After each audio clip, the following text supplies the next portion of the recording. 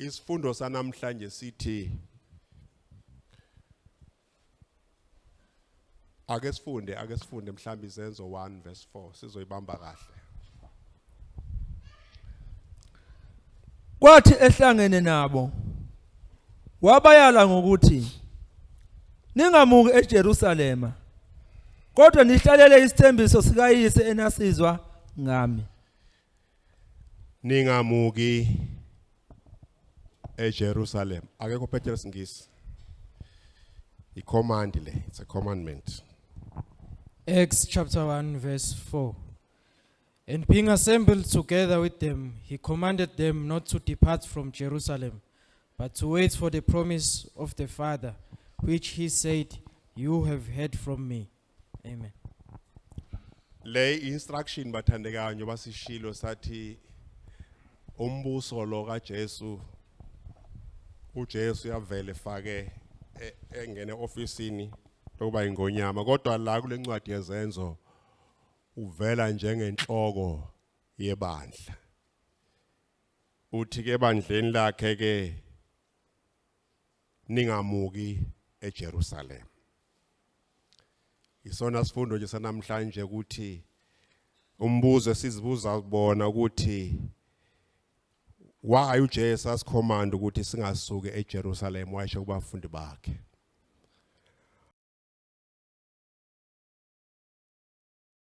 Sibongile bawona amandla onke egameni likaJesu Kristu inkosi izwi lakho liphelile. Sigeza usikhanyisele ngalo sihlambulule ngalo ngegama likaJesu Kristu inkosi. Amen. Bese ke sifunda ke le bathandekayo ebengiyishilo Luke 10 u25 usiya ku 30 35. Luke 10 verse 25.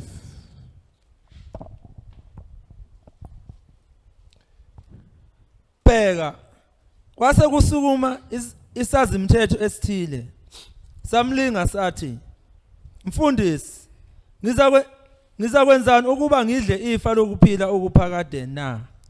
20:30.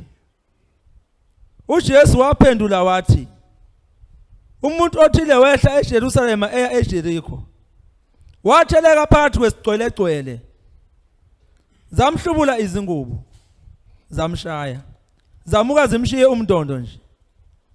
Kwanqabuka kwehla umpriest othile ngaleyo ndlela wathi embona wamgwemela kanjalo nomlevi efika kuleyo ndawo embona wamgwemela. Ubesibalo. Verse 33 baba. 35 35. Kepha umSamariya othile owayesendleleni wafika kuye wathi ukuba ambone wamhawukela waya kuye wabopha amanxeba akhe ewathela ngamafutha newayini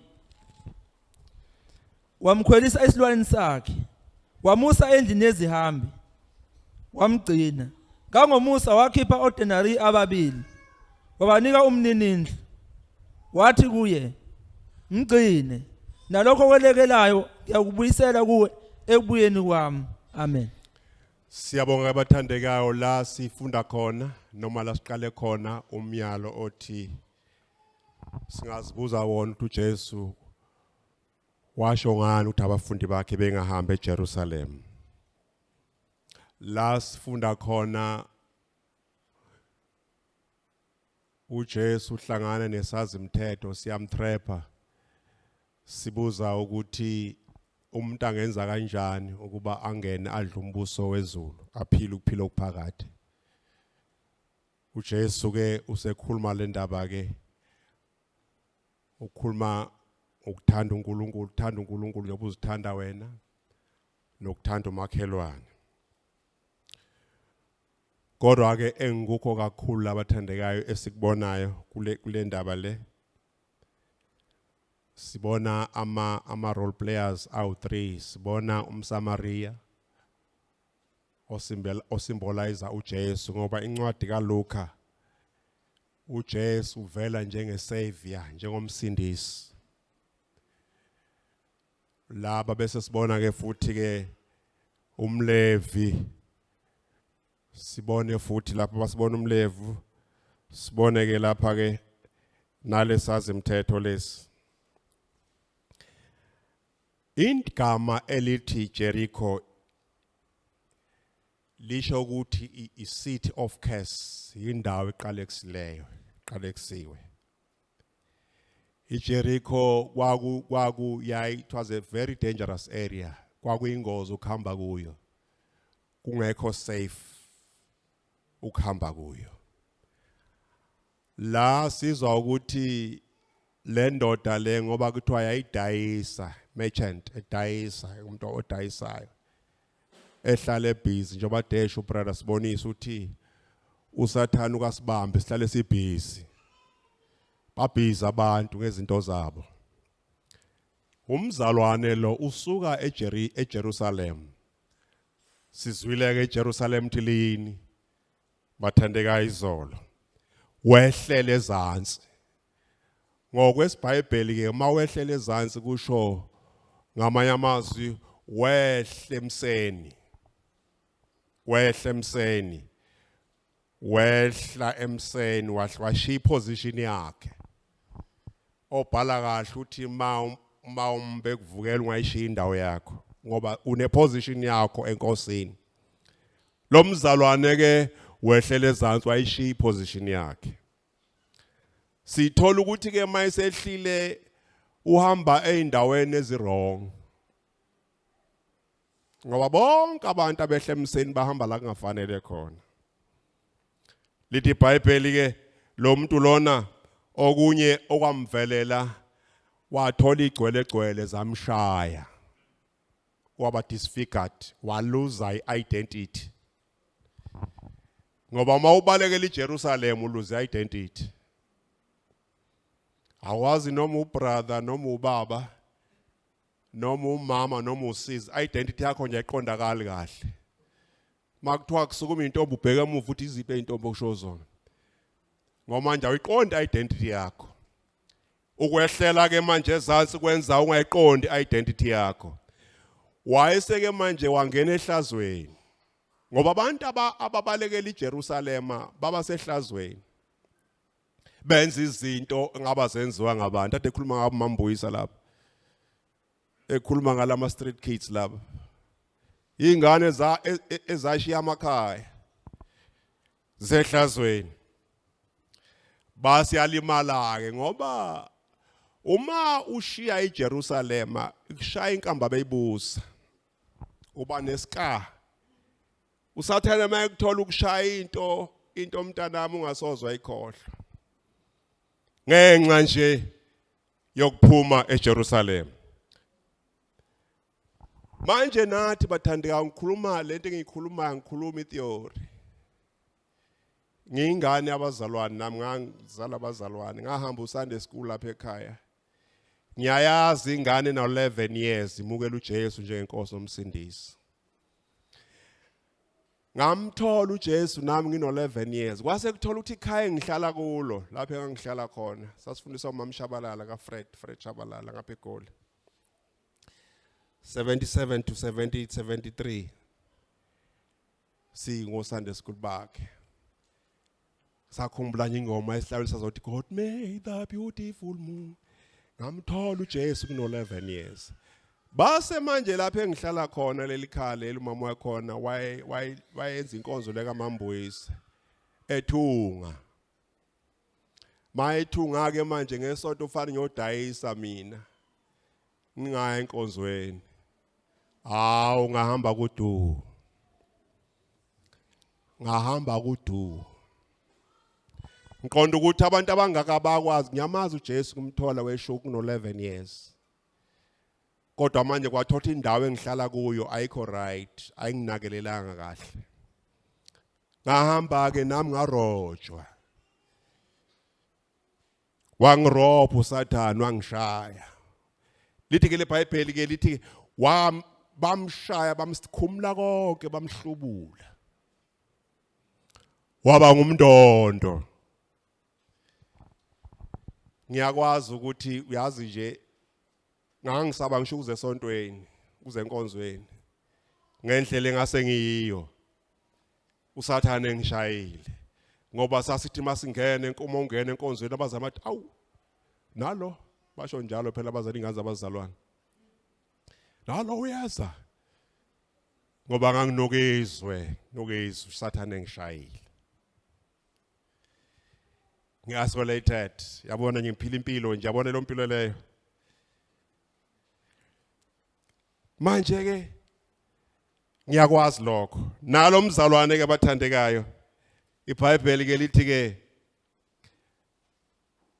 wayenza kanjalo naye washiya eJerusalem nami ngashiya shuka esontweni njengazo zonke izingane zabazalwane zithi mase ikhule zishiya inkonzo hey khona ingoma ehlatshwa insizwa zakithi ngapha zidwebo shana bami wafela emanyaleni bafana bami uyabona uma ungekho kuJesu ofela emanyaleni Jesu lowo awu Jesu lowo bakithi ngathi sengifunda sengise high school hey ngoba ngase ngisaba phela ngoba phela iqiniso uyazi ukuthi iqiniso alinaminyaka ngoba ngangazi lokho engikwenzayo uma ngahle ngife manje angeke ngimbone uJesu ngoba ngangitshelile eSunday school ukuthi nje uma ungakholwa esihogweni ngihlale nalova ngihlushwa lelo qiniso lelo lokufisa manje ke esontweni manje ngisabe esontweni abazama bazothi awu lo khona babethi awu kuyokholwa lokho sebengidelile abantu sebengilahlile abantu bethi hawu ngeke kukholwe lokho kufike indlebeni zabo hey kuthotha kunamandla vele usathana unjani indazi ngiyafisa nami ngoba ngangazi ukuthi ikhona lento yokusindiswa uJesu wayintervene empilweni yami ngikhumbula umfana kwaNdwandwe sengizwe ukuthi ayikhona manje ngoba noma ungayibona ingane zethu singezi aziphumule lapha ezikhona ziyashayishiswa lemthandazo ngangisha nami ngakuthola ukuphumula ungacabanga ukuthi ngiyajabula kanti ngiyasha wafika lo mfana kwaNdwandwe manje uyazi nje lo mfana wathi hayi hey wangitshela ukuthi ade bekhuluma ngabe ethi na lokho ngeke sakholwa lokho hey ngaphatheka hey mayesho njalo lo mfana umfoka ngwegwe lapho kanti khona imvuselelo enkonzweni ebandleni eJerusalem sizwile iJerusalem ayibandla ngoba la sofunda khona verse 34 lithi wamthatha wamfaka endlini yani ehamba i-local church le mina ngasindiswe ebandleni wafika lo mfana wangikhuthaza wathi haya sihambe senkonzweni uzongiphelezela hey ngidla into zami mina oh sahamba hey kanti ngizohlangana noJesu eJerusalem ngenza umatric wangophula uJesu wangikhipha ehlazweni silapha abathandekayo sakhisha emahlazweni Jesu wangikhipha ehlazweni wangophula yini uJesu into ayenze emhlabeni wafela mina nawe yona into enkulu ayenze uJesu emhlabeni wezela nje kuzofela bani mina nawe ayikho into enkulu enhle edlula leyo bathandeka uJesu wasifela efela uluntu lonke lithi ke iBhayibheli ke uyazi uJesu wangikhava ubuze bami hayi khona ingoma ethi cover me my Lord hey nami ngahlonipheka man akuba ngisashe ukuthi awu lokho ngoba phela uma wehlele ezantsi bakubiza ukuthini bathi hawu lokho ungathola ukuhlonipheka wangibhandisha uJesu lithi iBhayibheli le ndoda le yafika nayo umSamariya olungileyo orepresent uJesu waba nesihawu Jesu wangihawukela wangithatha ngenjalo angizange ngiyilungiselele wangithatha nje nginukizwe phu wangithatha ngophula wangibhandisha ngibopha amanxeba bandisho ngibopha amanxeba uJesu wangifaka endaweni ephephileyo. Silapha abathandekayo sisendaweni ephephile. Awu Nkosi yami ade beshabaza ukuthi wangithatha wangibeka endaweni ebanzi. Wasithatha uJesu wasibeka wasifaka eJerusalem. uJesu wasinikeza identity. Hey, uyazi kwangathi ngiyikhehla man. Wena owabona ikhehla yebo, wathi ikhehla. Yakhehlezana umhlaba lo. Ngathola iidentity yami awungezwa nginsizwa manje. Ya ngazwa nginsizwa manje. Jesu wanginikeza identity. uJesu bathandekayo awu man uyazi wangivusa. Lithi iBhayibheli se wasivusa ekufeni kwesono.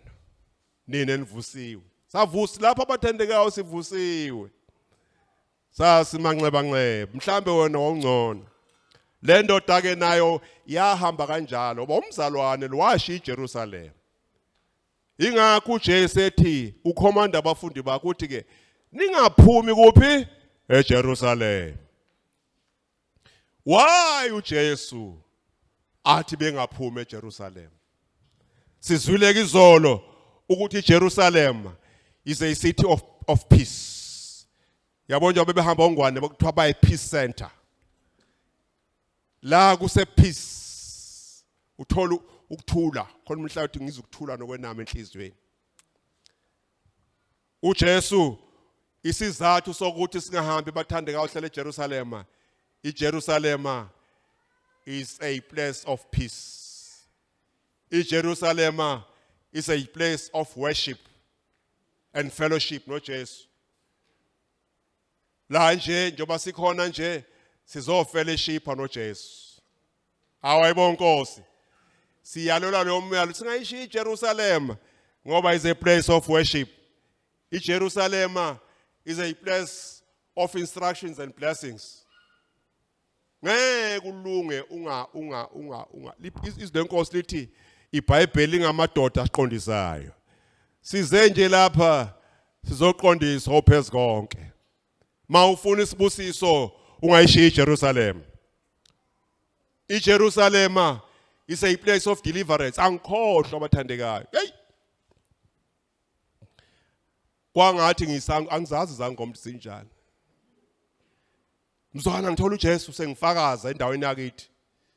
Kwangathi kusuka umthwali yazi gogogo elithwele lonke imoya yamadimoni. eJerusalem is a place of deliverance.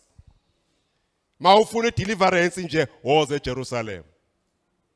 eJerusalem is a place of healing. Uyazi ukufika ugula uze la enkozweni. Ungathandazelwanga nje. Ingakho ngabe uhlala ekhaya ungeze enkonzweni. Uthi ungena nje uthole ini healing. Awayibona Nkosi. iJerusalem is a place of healing. iJerusalem is a place of refuge. Utobhala kahle igama lika Jehova lingumbhoshongo namandla. Bonke abalungileyo babalekule baphepha. Indawo yokuphepha. Siphephile labathandekayo. Le ndoda yashiya iJerusalem indawo yokuphepha. Yahamba bayigcona bayenza. Umhlaba lo uthelana amahlazo. Wayishiya uJerusalem. uJesu uthi ke hlalana eJerusalem. iJerusalem is a place of protection. It's protected. Khona ohlabela kahle uthi ngikona ngemkhono yakhe kuyena ngephuce futhi. Si protected bangcwele sibiyele ngonamandla.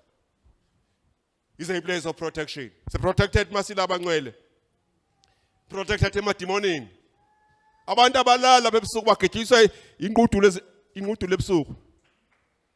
Bakha ngelekeleleni ebusuku belele. Thina sivele sithi ngegama lika Jesu. Awu madoda ngoba sinjani sivikelwe ngonamandla. Sizwile izolo ukuthi iJerusalem is a place of encounter. La sihlangana khona. Hlangana khona nabezulu. Hallelujah. Ungayishiya iJerusalem. iJerusalem is a place of breakthroughs. Mawufuna nje ama breakthroughs. Financial breakthroughs. Spiritual breakthroughs. Khona konke la enkosini eJerusalem. Asihlaleni bathandekayo sihlale eJerusalem. EJerusalem is a place of prophet. Kuyaprofethwa lapha. Ungazi uthi wena bakhuluma indaba zakho kanti hayi ophezulu konke uyaprofetha. Uyasilungisa. Ungazi uye kulabantu laba bayangaphandle uthi oprofeta wena. Laba fasa insonto. Salapha. Uzoprofeta uthi kuphilwa kanjani. Thola iprofeta evela phezulu. IJerusalem bathandekayo khona de khonze lapho kade ukanje usisifuthu laphana. I-transformation of mind guqulwa. IJerusalem siyatransform ingqondo yethu. Indlela mawusu lapha eJerusalem iyashintsha indlela ocabanga ngayo. Uyabona ukamthola uJesu ucabanga zonke izinto lezi. Kodwa mawusufika eJerusalem ingqondo yaguqulwa. Yaguqula ingqondo. Yeah, Jerusalem indawo bathandekayo ye-transformation. Lapha eJerusalem uyazi nje is a place of empower, siya empowerisha lapha. Uthola wisdom, thola understanding, thola knowledge. Yeah. Uthola ukudiscern, ukuhlola umoya. La, uya empowerisha, uthola zonke izinto zethu bathandekayo. Zilapha eJerusalem. EJerusalem, how man, it's a place of spiritual birth. Ila sithola khona izipho zokhonza. Wayishiya eJerusalem, uJesu utheke nowamusa amandla kaMoya eNgcwele. Bayisefuna uMoya eNgcwele yena wenza konke. Ngizothi bathandekayo asingayishiya eJerusalem. Asingayishiya eJerusalem. IJerusalem sizwile ukuthi izolo is a place of spiritual restoration. Lasibuyisela khona ukuthokoza. Hey! Uthi uDavid Nkosi ibuyisa ukuthokoza kwensindiso yami. Uyazi mawungena nje lapha, ungena nje ubona abazalwane. Hayi, uzujabula man. Ubabona nje. Phela sikuNkulunkuluwana abangcwele. Ubabona nje abazalwane uthi hayi Jesus. Nizobona ngemin conventions babona bonke abangcwele. Hey madoda. Hey, nalo usekhona. Nalo usekhona. Uzugezekile uwasheke down awusayibambile. So ke is a place of into kanje spiritual restoration. Sizwile ukuthi Jerusalem is a place of into kanje recovery of yourself. Angithi mawukamthola uJesu awuyiqonda ukuthi ubani, ayithola identity yakho. Noma usisi, noma umama, ngoba phela upractice zonke izinto angithi. Kodwa iJerusalem kwezi urecover identity yakho ukuthi hayi mina ngusisi mina. Nendlela engenza ngazo izinto ngizenza kwabani okwasisi ngubaba. Yabo, ubaba lapha eJerusalem akafani nobaba sezweni. Ubaba sezweni, abadlali mntanami. Kodwa lapha eJerusalem, hayi man. Ulondekile, ufundisekile. Manje nazi izinto ezibalekile bathandekayo. Lapho verse 34. Awufunda verse 34 brother. Waya kuye wabopha amanxeba akhe ewathela ngamafutha newayini. Wamkhwelisa esilwaneni sakhe. Wamusa endlini yezihambi wamgcina. La bathandekayo sikubonayo sibona lithi iBhayibheli uJesu wamkhwelisa esilwaneni sakhe. Wamthatha wamsa endlini yezihambi. Sishilo esathi indle yezihambi imele ilocal assembly. Kwi-local assembly lapha sifike khona sinakekelwe. Ku-local assembly lapha sifike khona selusi ngoba muhle umuntu olusiwe. Ya, wafika lapha wanakekelwa. Njengoba lapha ebandleni nje sine social responsibility. Ade besho nje abazalwane ukuthi bazothenga i-first aid kit. Abazalwane abashayekileyo banakekelwe, naye ke wanakekelwa. uNkulunkulu bathandekayo une plan enkulu ngebandla ekuJerusalem leli. Une plan enkulu kabi uNkulunkulu ibandla ungalibukeli phansi. Fana ihloniphe iJerusalem. Kuqala iJerusalem yayibalekile kubantwana bakwaIsrayeli. Kodwa ke manje bathandekayo kina sibheke iJerusalem entsha. Silapha nje sibheke iJerusalem entsha. iJerusalem sizwile izolo ukuthi is a Mount of Zion. It's a Mount of Zion. Khona umhlabelo ohlabela ukuthi we are marching to Zion. beautiful city of Zion, Jerusalem, the city, the beautiful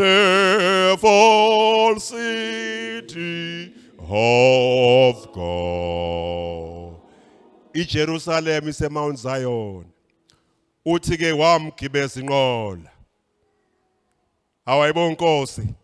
uJesu njengamanje ubhezi wakha ibandla lakhe. Uyalungisa.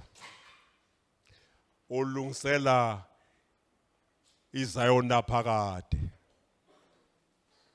Lithi wamgibeza. uJesu nathi bathandekayo akasiyo umuntu ubaqamba manga usethembisile wathi uzosilanda. Mayibuye uJesu uzolanda ibandla lakhe. Mayibuye uJesu uze ebandleni. Ingakho ungafanele uphume eJerusalem. Ngoba uJesu mayibuya uzolanda ibandla lakhe. Ake sifundele bathandekayo bese sizovala. Hebrew 13 lo muze siulangazelayo. Hebrew 13 verse 14. Bangcwele singakavali nje ukuthi yini ofanele siyenze. Hebrew 13 verse 14. Umuze siulangazelayo. Ngokuba lapha asinamuzi omiyo. Kepha siyawufuna ozayo. Amen. Silapha bathandekayo asikho permanent lapha.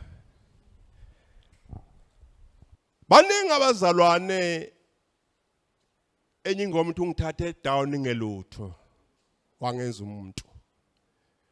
Bafika uNkulunkulu esababusisile base bebabhizi bakhohlwa eJerusalem. Bawushiya umzi weJerusalem. Ngizothi namhlanje ungawushiyi lo mzi. Ngoba mawukwaphuma la ngeke uphinde ubuye. Kunzima la ngaphandle. Ubonile nje njengoba desha ungwane. Plus or minus 40,000 abantu abafe ngeviki elodwa eTurkey naseSyria. Uthi David amangafi umphefumulo wami ukude nawe Nkosi. Asifeni bathandekayo seduze neNkosi. SiseJerusalem. Yini ofanele siyenze? Ngizothi kusatemi nje bathandekayo. Asimlinde uNkulunkulu. Noma ngabe ubona abanye ngathi baphumelela ngendlela ezilula. Baphumelela abantu lapha ngendlela ezilula. Easy come, easy goes. Wena ubone ngathi uyastruggleisha. Nawe uzufuna ukulingisa bona, hlala mntaka baba. Ngizosho njalo. Noma ngabona ukuthi uyastruggleisha wena. Ubona abanye ngathi hayi zilula le ndlama ngithathe zona. Mhlawumbe ungabuyi. Ngizothi ekseni nje noma ngabona abantu bekulahlile. Hlala bona ngathi bakulahlile uJesu akalahlanga. Uthi soze siguge sethethe ngona manje. Yabathwala bakhe uyatshathana. Ungabona abantu ngathi bakulahlile akulahlile uNkulunkulu. uNkulunkulu uyakuthanda. Noma ngabe ulahlekelwe yikho konke. Kodwa ungalishiya iJerusalem. Kuyenzeka lapha emhlabeni zonke izinto zikushaye.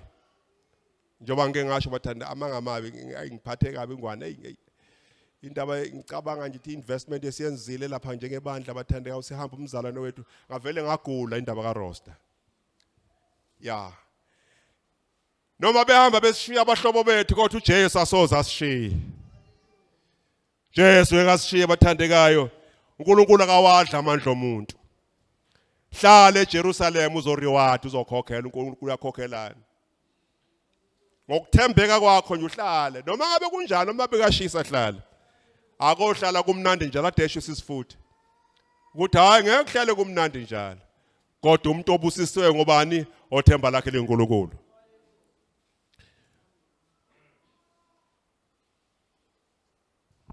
Ngizosho njalo bathandeka untambama nje.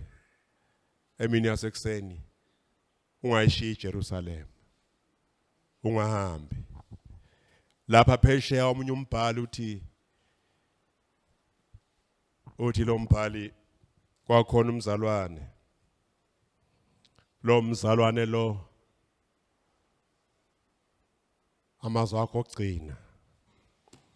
Uyagula admithiwe esibhedlela. lo mzalwane waye selfish, self-centered, eyinake yena enganandaba. Njengoba baningi abazalwane abanganandaba nje. Abanganandaba ukuthi kwenzakalani nje. Njengoba bekhuluma ngezipho zokukhonza, akenzi lutho nakangendawo. Nalomzalwane waye njalo, wayeka ithuba elihle. Njengoba amathuba nje evuliwe lapha enkonzweni, kuvule konke abathandekayo. Wonke umuntu uNkulunkulu umnikezile isipho sokukhonza. Ithuba elihle lelo. Kodwa abaningi baliyekela lo thuba. Uthi ke lo mbhali lo mzalwane ke wavakashelwa umfundisi. Esezofa wami umfundisi eduze kwakhe. Wamkhuthaza. Wathi kulo mfundisi cha, nceke yenkosi. Hayi ukuthi mina ngiyesaba ukufa. Angisaba ukufa. Ngineshoka ukuthi ngisindisiwe. Kodwa into engiyesabayo ukuthi nginamahloni ukuthi njengoba sengiyohlangana noNkulunkulu ngiyofe ngithini kuye.